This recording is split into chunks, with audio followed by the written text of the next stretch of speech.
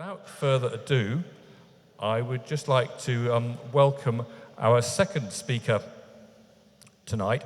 Our second speaker is Tom Bolton. He's not the same Tom Bolton that some of you may know from our previous visits. He'll be even more of a Renaissance man. He has the field of Tom who's speaking tonight. Tom volunteers for the Marine Conservation Society as a community spokesperson, trying to spread awareness about the state of the seas and the work the MCS is doing. He's always loved the sea, spending his summer holidays on the north coast of Scotland, going to the University of Exeter to be close to the coast, and he's a keen scuba diver. He's passionate about all things conservation, but Tom is particularly interested in biodiversity decline, marine regeneration, and the protection of our natural spaces. Can you welcome our second speaker tonight, Tom Bolton? Thank you.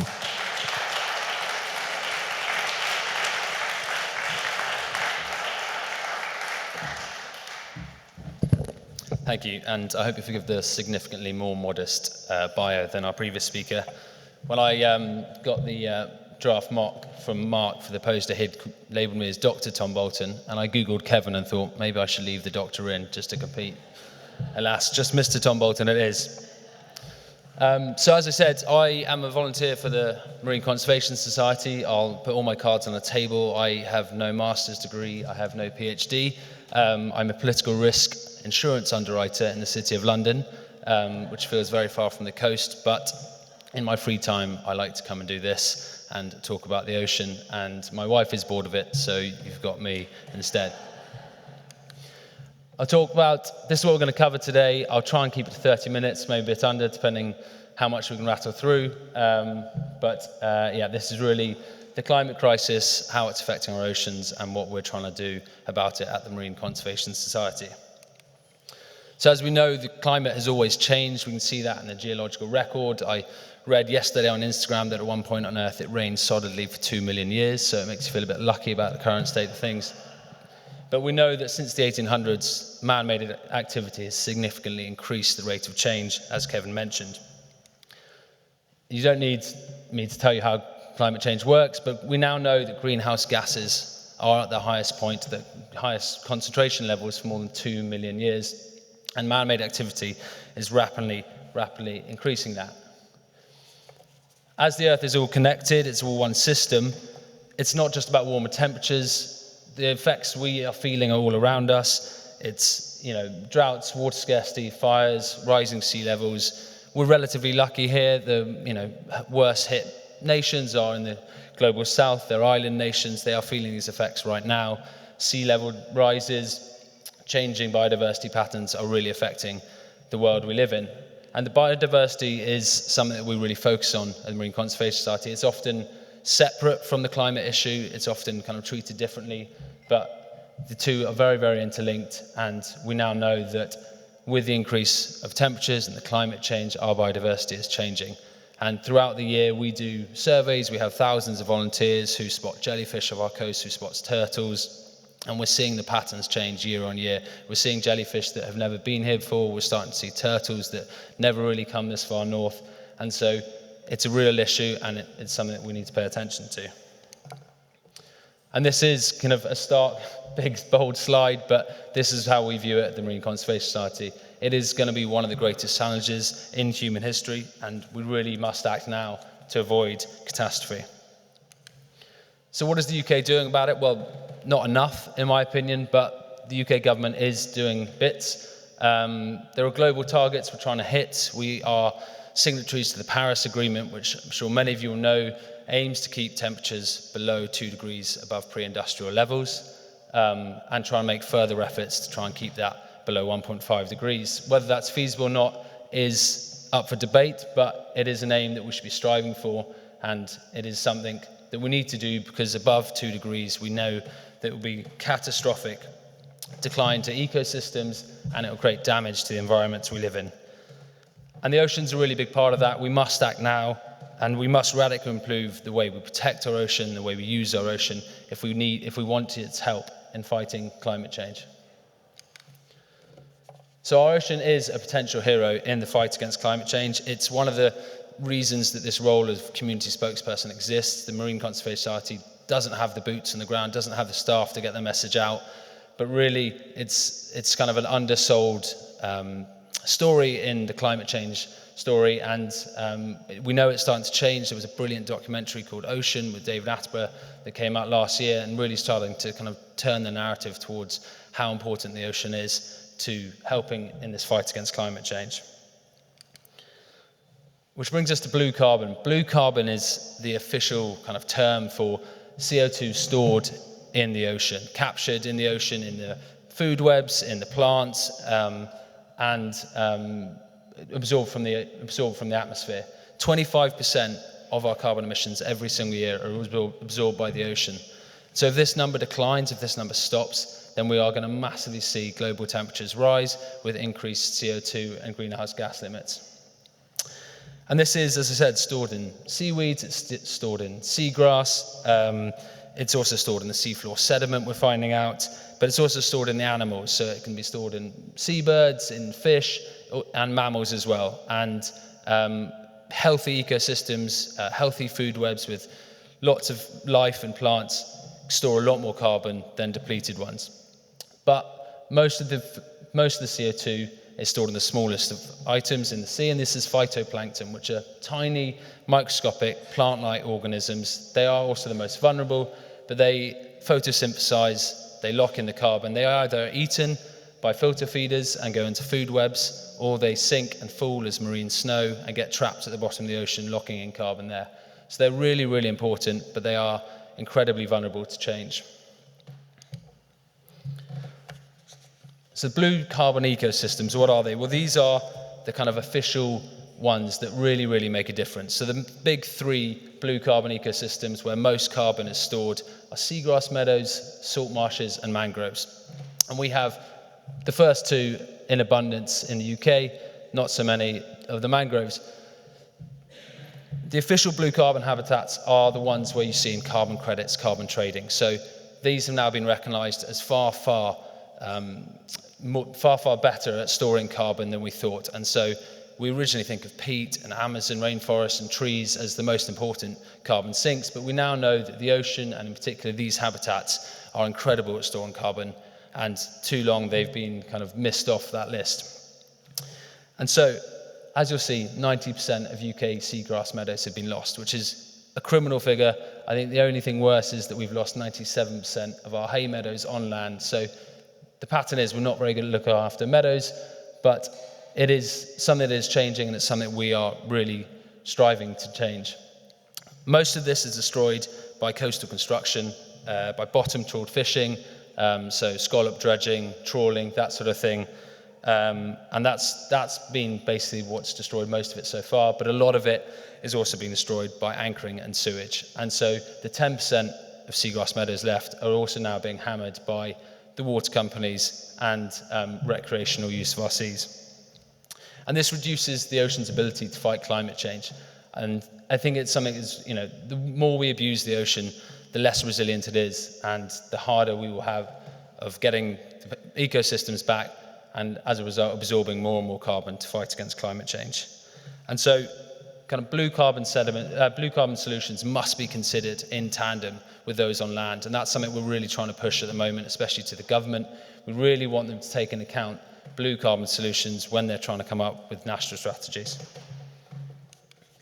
I spoke a lot about seagrass, and I assume I can't make an assumption that everyone knows what it is or have heard of it, but it really is a fantastic ecosystem. And at the Marine Conservation Society, we are desperately trying to restore as much of it as possible and protect the 10% we have left. So it's a flowering plant.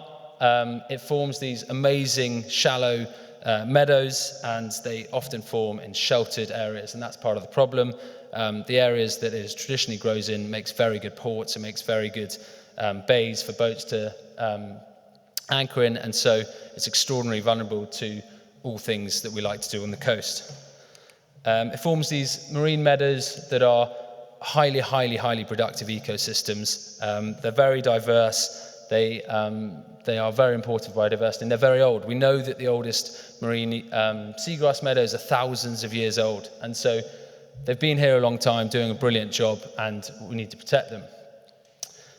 They also protect against coastal erosion, so where you have seagrass meadows, you have significantly less coastal erosion, and so can save, they reduce wave action, they reduce storm impacts, and so as a result, very useful and save a lot of money where they're kept in place. So the seagrass are made up two different bits, the rhizomes, which are the roots, and they form this dense mat into the soil. That's where most of the carbon is stored. And these basically offer support for the soil, support from being disturbed. This protects against the erosion, but they are very shallow and so very vulnerable. The leaves are also very important. They provide food for a lot of animals, so they provide food for mollusks and shrimps, crustaceans, anemones, and lots of other invertebrates. They also live in them, but they also house two of our seahorses that live exclusively in them. So it's the spiny seahorse and the short-snouted seahorse, and they're also a breeding ground for cuttlefish and shark. They're nurseries for pollock and plaice and cod. So they are an incredible biodiversity hotspot. And when you protect them, you usually get this boom in biodiversity. And so what we've seen again and again is if you can educate fishermen and local communities to leave these ecosystems alone, the replacement rate of fish within a few years is massive, and then you get a spillover into the outside the protected zones, and fishermen report spending less time in water, they catch bigger fish, they use less fuel, they have to spend less time bringing in nets for smaller and smaller catch, and so the benefit is huge. The ocean recovers and local communities also benefit too. So seagrass decline has basically been caused by a few key things over the years. Industry is a big one, industrial growth, modification of ports, sheltered harbours, that sort of thing. All places where the seagrass usually grows is a great place to drive ships and boats through, it turns out.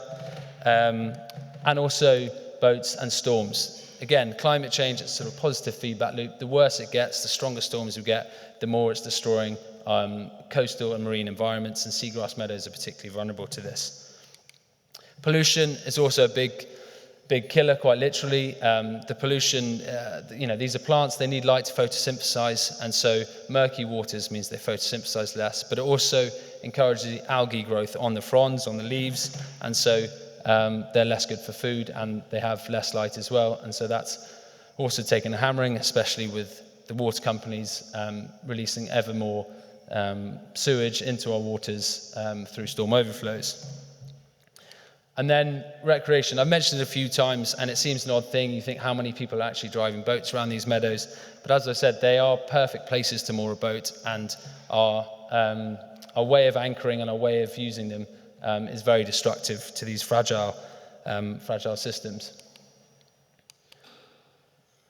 So there's also more interlinked issues, and it's, as I said, it's one big system, and so healthy, plentiful food webs and ecosystems are critically important for storing carbon, and our harmful activities exacerbate the climate crisis, but they also, everything comes together, and you destroy one and you make another problem worse. So overfishing is something it's a whole nother presentation. I could bang on it for hours. It's the way we catch fish is an incredibly wasteful and stupid way to catch fish. Essentially, you wouldn't do it on land, and the main 6 species of fish that we all eat, every single one of them, its stocks are close to collapse. And so we don't know when it's going to happen. We're not very good at predicting when stocks collapse. Many of you remember the Grand Banks cod collapse in Canada, put hundreds of thousands of people out of job, and we didn't see it coming. And we're not much better now. And so we need to change the way we fish. We need to change the way we think about fishing. And crucially, we need to stop catching fish with bottom-trawled fishing. Dragging a heavy bar or chain over delicate marine ecosystems and then throwing away 90% of the stuff you catch is not a good way to put protein on the plate. We're not saying don't eat fish, but we need to start eating the right fish. Plastic and chemical pollution, again, it all degrades the marine ecosystem. You'll all have seen, turtles with ring pools around their neck, or caught in fishing nets, stuff like that. But the problem's worse. Microplastics and small plastics are now everywhere in the ocean. We found them at the bottom of the Mariana Trench. We constantly wash up on our beaches, and You go to uninhabited islands off Australia, that are inhabited only by albatross, and the chicks are full of plastic. Most of them can't fly, and so plastic is degrading our marine ecosystems incredibly quickly, and it's a really big focus for us. Chemicals is a bit of a silent killer. It's not something we are particularly familiar with, but forever chemicals is kind of the nickname of a few thousand highly persistent man-made chemicals, and they're very, very useful and they're very cheap. They're your waterproof coats, baking paper, Teflon, all forever chemicals and incredibly useful, but we need to start trying to phase them out. We need to get the government to start pushing alternatives because they are making their way into our food webs, and because they're persistent forever chemicals, we can't flush them out, mammals can't flush them out, and as they go up the food chain, their concentration increases, and that's when you start to get problems. So we know that around the UK, orca populations are declining because their fertility is decreasing because of chemicals in their bodies that they can't get out. Harbour porpoises are getting more and more illnesses, again, because of forever chemicals. They tested, there are now otters in every UK county, and they recently tested lots of them. They found harmful levels of forever chemicals in 80% of them. And so it's a real problem. It's often not talked about, but we need to push the government and push our local leaders to try and call on the private sector and industry to wean us off forever chemicals where there are alternatives. And oil and gas kind of brings it all back. We need oil and gas to create plastic. The top producers of plastic are some of the oil majors, ExxonMobil, famous for drilling oil and gas, but they produce a ton of plastic as well. And so if we can reduce our dependency on plastic, then we'll use less oil and gas. And so it's all interlinked, and we need to do a bit on every single bit to protect marine ecosystems, and this will help in the fight against climate change. So who are we, what are we doing? Well, we've been the voice of the seas, as we like to say, for 40 years now. We've basically pushed local governments, businesses as much as possible to try and protect the seas for 4 decades. We've got these 3 key aims. We want to defend crucial habitat, regenerate vital ecosystems, and inspire volunteers. And climate change, we like to think, comes into all 3 of these. And we work, as I said, with communities and governments and industry to basically champion science-based change. And we are very proud of the fact we are science-based in everything we do. We have beach cleans up and down the country with tens of thousands of volunteers. We move tons and tons of plastic off our beach, but every single piece is recorded before it gets recycled, and we then channel that into our data. So every single year we can see exactly what's happening on our beaches. So we know that when the plastic bag legislation came in, we saw a 90% decline over 5 years of plastic bags on our beaches, which is just a brilliant example of when top-down legislation works. We see drinks refuse on 97% of our beaches around the UK. Even far north of Scotland we find them, which is why the deposit return scheme that's coming in a few years, or coming in next year I think, is so important, because it is now one of the key bits of plastic that we find. And so it's a really good approach, and we like to think it drives change. So what are we calling for? Well, we're calling for 3 kind of main things that are nature-based. We want to rewild. I know rewilding is taking a bit of a bashing at the moment, and especially on land. You're taking land out of agricultural production, food production. It's a lot more simplistic. In the ocean, we like to think we're not necessarily removing land from production. Again, I said there's countless examples of protecting certain areas. You get more biodiversity, more fish, and so trying to educate fishing communities and stuff that it's not removing income, it's not removing food sources and stuff like that. But we know that if you do it, you get these huge marine ecosystem bounce backs, and that sequesters a lot more carbon than empty barren seas filled with no fish and plants.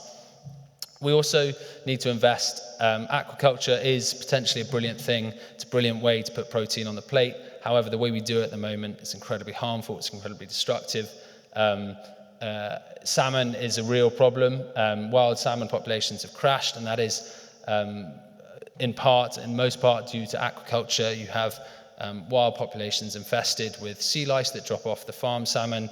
They spread diseases, but it's also a really bad way to treat the environment the aquaculture lives on. So it destroys the seabed. They pump loads and loads of antibiotics into the sea to try and cure diseases. In Australia, they now have to put exclusion zones around some of their aquaculture that you can't swim in because there's so many antibiotics in the sea. And so, yeah, salmon's not a great, the way we make salmon at the moment isn't great. It's also a carnivorous fish, and so we need to catch something like 6 or 7 times the amount of protein to feed salmon, to put a kilogram of salmon on your plate, as it were. And that fish, we are just offshoring a problem for someone else. And so countries like Mauritania, with lax enforcement, very poor, unable to protect their waters, have been relentlessly fished by European fishing fleets. And as a result, it's completely degraded their ecosystems. Local fishermen are now saying they don't catch anything, and that's because we are catching small fish to then send to Norway, Scotland, places like that to feed salmon. So we need to invest in better ways. There are ways to do it, and there's a few exciting companies that are trying to change the way we do aquaculture, but we do need to invest more time and money into more sustainable aquaculture. Reduce plastic and chemical footprint, as I mentioned, it's a key way, and it's small changes in our day-to-day life can make a real difference.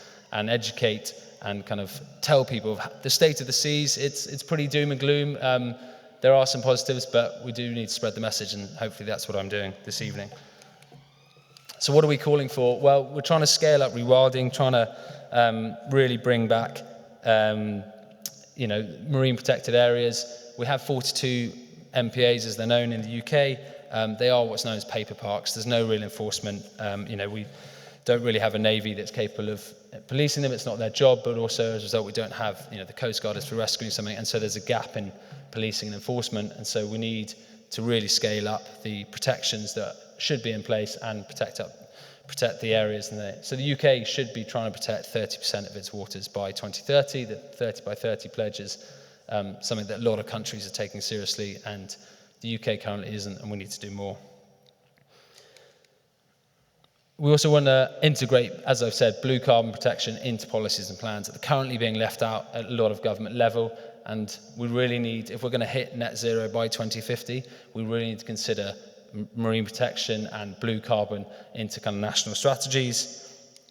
And we're also, as I said, working with the private sector to develop kind of truly sustainable fisheries that are low carbon and protect the environment that they live in.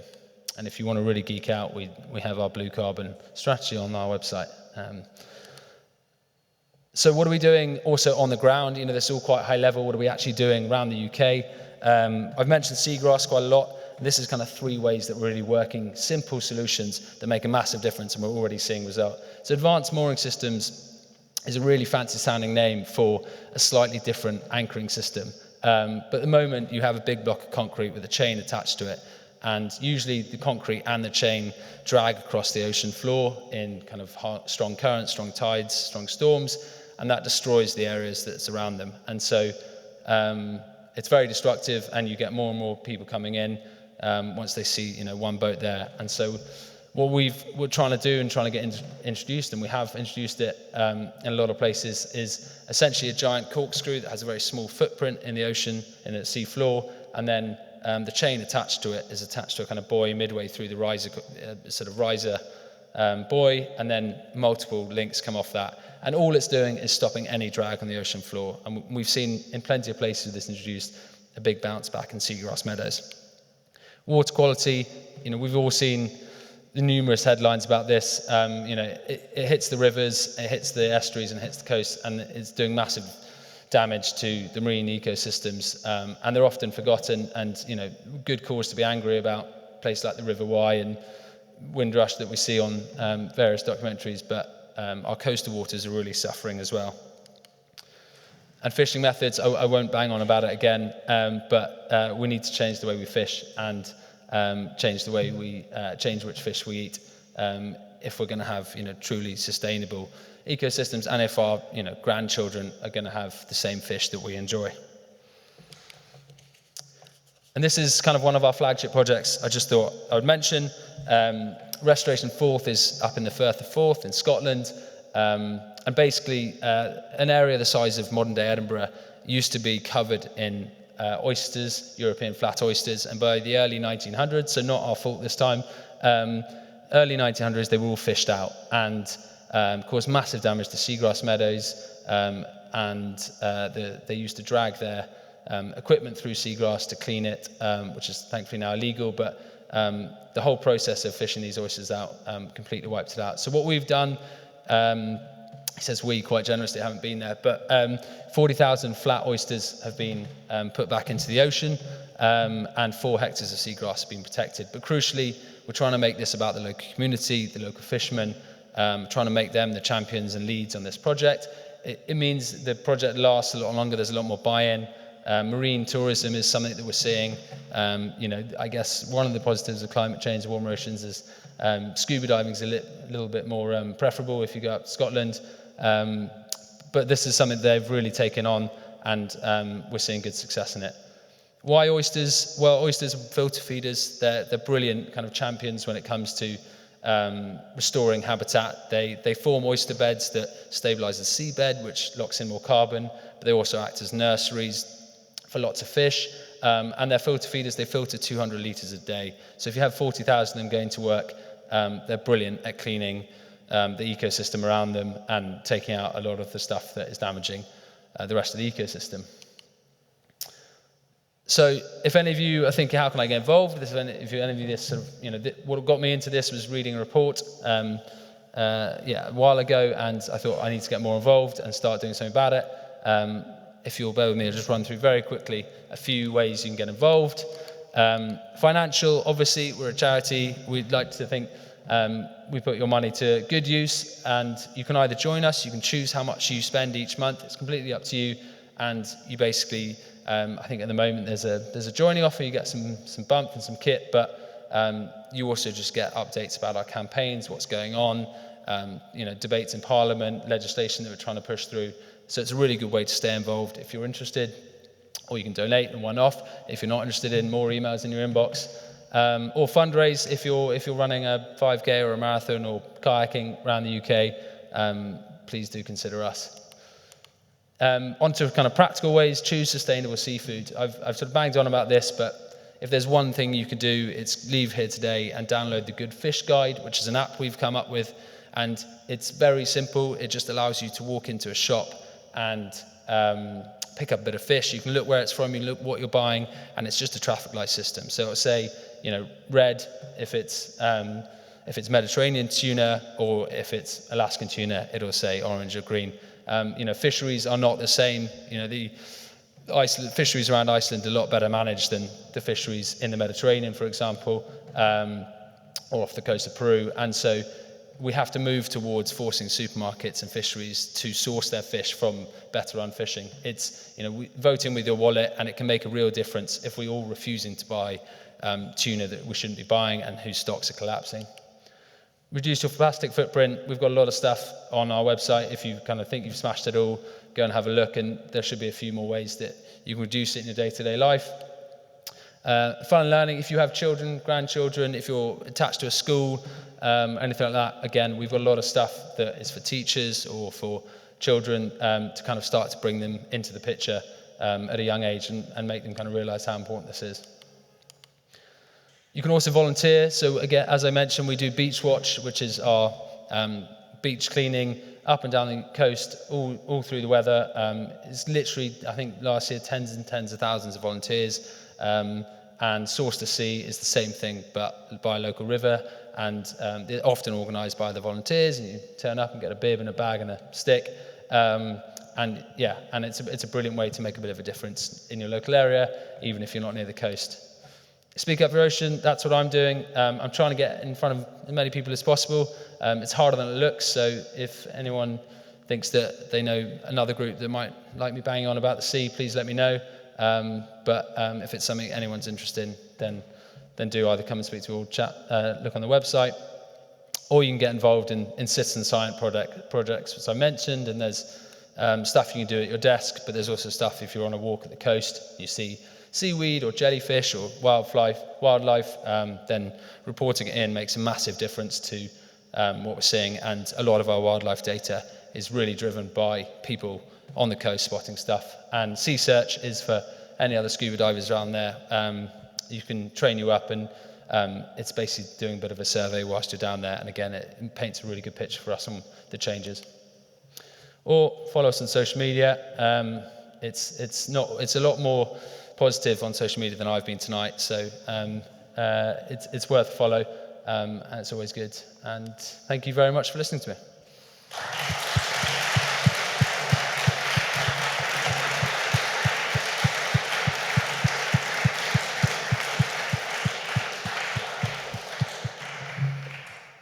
Thank you very much, Tom. As somebody whose father's family come from the Fife Coast, the pictures I've seen of families planting eelgrass seeds using these giant plunger syringes into the sand are far more exciting than anything I managed to get my volunteers to do locally while planting. So, just unfortunate we're not on the coast. So, but do consider doing it if you're in an area where it's happening. If you're on a season holiday, does anybody have questions for Tom here? I see one at the back, but I'll take the stage at the front first. First, can I just say thank you for your lovely positive attitude. You can feel so hopeless. Yeah. You're helping in that way. In the local supermarket, educated by my son, who's dad, I always look for how the fish is sourced. Yeah. And it says responsibly sourced. Can Yeah. I believe that? Yeah, no comment, I think. But I mean, yes and no. But it's an easy label to get, and often a lot of the people doing the verification and certification are funded by the fisheries. So a big problem with the fishing industry is that a lot of the scientists who are doing the data research can't get funding unless it's from fisheries and the private sector, and so there's an obvious conflict of interest. So yeah, Good Fish Guide I can't is entirely trust it. no, but yeah, the Good Fish Guide is the place to go. Fish guide, Yeah, thing to go for. Thank you. and it's free, just in case anyone thinks there's a commercial spin to this. Hi there, thank you for your talk. I'm a vegetarian, but I occasionally eat fish, and I don't eat salmon because I know salmon's bad. Are there any fish that are okay, or am I better just to stick to being a vegetarian? So I kind of say, are there any fish that are okay? Yes, I mean, I don't eat salmon, I know salmon's bad. I don't eat exotic fish, but is there anything like workaday that is okay or not? No, there definitely are, and I think it's the blanket kind of don't eat this one fish is too simplistic. There are a lot of places in the world that are good at managing their stocks, and I think the difficulty is it's kind of a declining baseline. So we're always catching too many, but that's based on increased population. But there's cod that should be eaten, there's cod that shouldn't, or something like that, and it's really about finding which ones are the best to eat. But it's not a great. I mean, the picture is pretty bad if you look at fish numbers overall.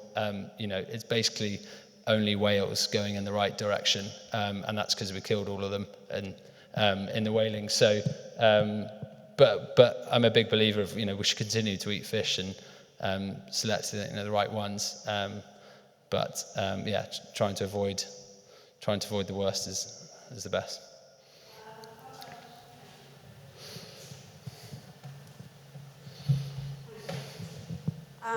I am deeply involved with nature and animal welfare, and what I see around me every day of my life, and especially in inner London, is the total and utter disrespect for this planet. I do litter picking big time. I do the lot, but there's no respect. Sorry. Thank you. Okay, I think that counts as that was a comment, not a question. Do we actually have any more questions on this side of the audience tonight? Thanks very much. It's really interesting. You mentioned about political engagement. I just wondered whether there's like a couple of key things that you might comment on that are going on at the moment. I'm going to come forward again. The kind of political engagement that is happening. Maybe you could give a couple of examples of the kind of legislation that is going through. On the good news front, we've just ratified the High Seas Treaty, which is kind of lost on a lot of the work we do, but the high seas are kind of the next frontier. There's a lot of interest in it financially from stuff like mining, but also genetic DNA sampling. So a lot of our antibiotics and stuff like that now comes from kind of genetic sampling of bacteria and thermal vents and stuff like that. And the High Seas Treaty basically tries to protect, it's not owned by anyone, so it's now treated as a commons for all rather than kind of free for all. So the idea is that profit made by countries from mining or patenting medicines now should be spread between the global. So we've just had royal assent for that, so that's good. We have to do a few things by June to get it signed into law. So from a government point of view, that's good. I mean, they sort of had to do it. They were pretty slow in doing it as well. There were 60 other nations who signed it up for us, but good news. And then, as I mentioned, the deposit return scheme that's coming in, again, so we'll just put a small deposit on all plastic bottles. You return them to supermarkets or corner stores, and you get your money back or money off things. So that, again, positive. And wet wipes. Scotland have just banned plastic wet wipes, and we're banning them in December this year. So there are good things. But on the reverse counter, DEFRA basically recommended earlier last year that we should ban bottom trawling in all marine protected areas in the UK. The government decided, due to pressures from the European fishing lobby, that they weren't going to do that. I heard a Radio 4 programme the other day talking about forever chemicals and how our perception of the fish world is that they're incredibly clean in comparison with a lot of land-based foods, and yet fish is coming out as literally one of the worst things to eat. So is there any good news on forever chemicals? There is some. So we've one of our big campaigns last year was trying to push the government to. It's one of those few things that we're kind of saying grassroots action isn't really a way forward. It needs to come from the top down. The government needs to force producers of forever chemicals or producers of, say, your waterproof coat or your greaseproof paper. If there are viable alternatives, they should use those. And there's now a subcommittee or something looking at it. I mean, if it's going to go anywhere at some point soon, I'm not sure, but it is now on their radar, and I think there are increasingly. I did see a news story last year of a woman who got tested, and she had high levels of forever chemicals in her that reduced her fertility levels. And so I think, unfortunately, it's going to take stories like that to bring it to the public and government attention. Okay, I don't think I've missed anyone else who's got an actual question. So all that is left is for me to say thank you very much to Tom. It's been a pleasure to actually have a topic of this sort. My predecessor a long time ago, some of you might remember, John Cresswell, was very keen that the Streatham Society wasn't just seen as a local history society. We were an amenity society that broadened popular education on a wide variety of topics that affects us all, and I'm very glad that we're sort of reflecting John's legacy of what the society should be about in keeping up to breast with this. So thank you again, Tom. Can we show our appreciation to Tom and both our speakers?